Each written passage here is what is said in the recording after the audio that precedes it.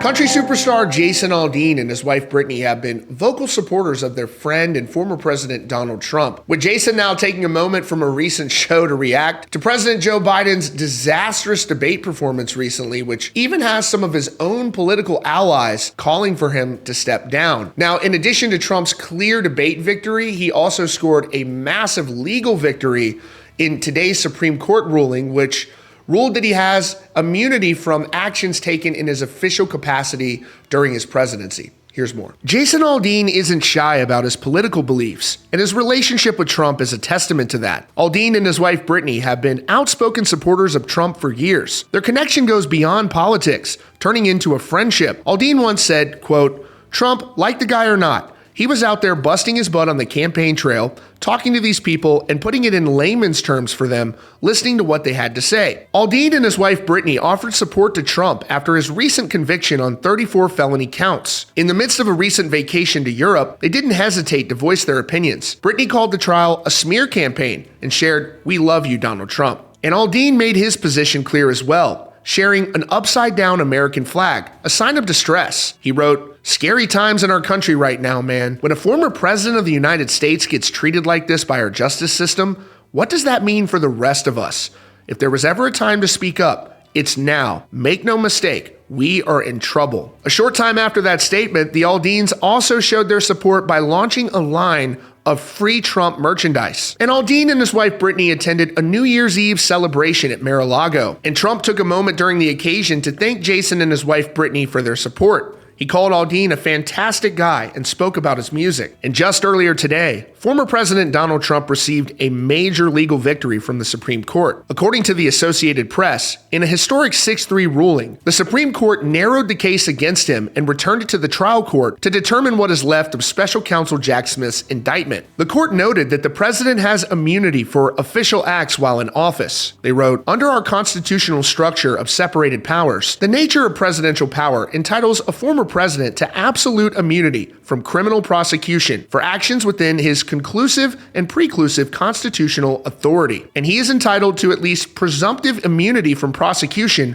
for all his official acts. There is no immunity for unofficial acts." Meanwhile, President Biden faces significant criticism, even from former allies in the press, calling on him to step down from the campaign. According to a CBS News poll conducted after the debate that asked, "Does Biden have mental and cognitive health to serve as president?" a whopping 72% of registered voters says he does not, though many of you have probably been aware of this for quite some time. And one of the most viral moments of this debate came during a tense exchange between Biden and Trump on the subject of golfing, of all things, with Biden seeming to exaggerate his golfing abilities.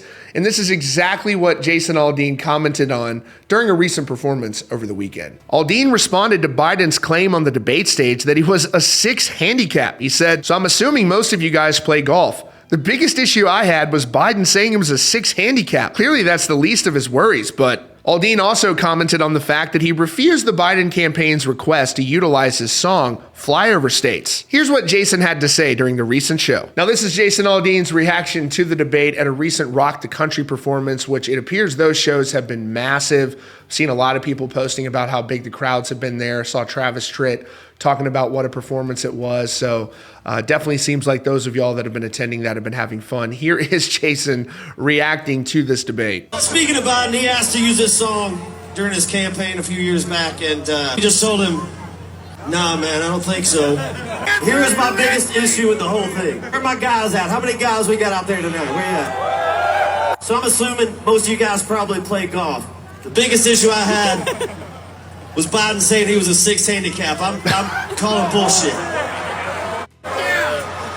Clearly that's the least of his worries, but really, imagine him lining up to golf. It's not even, it doesn't make sense. I don't see him playing a 6 handicap out there. Oh, he's clearly struggling with movement, with cognitive function. You know, the idea that he's going to go out there and be a competitive golfer is very, very. Speaking of Biden, he asked to use this song during his campaign a few years back, and we just told him, "Nah, man, I don't think so."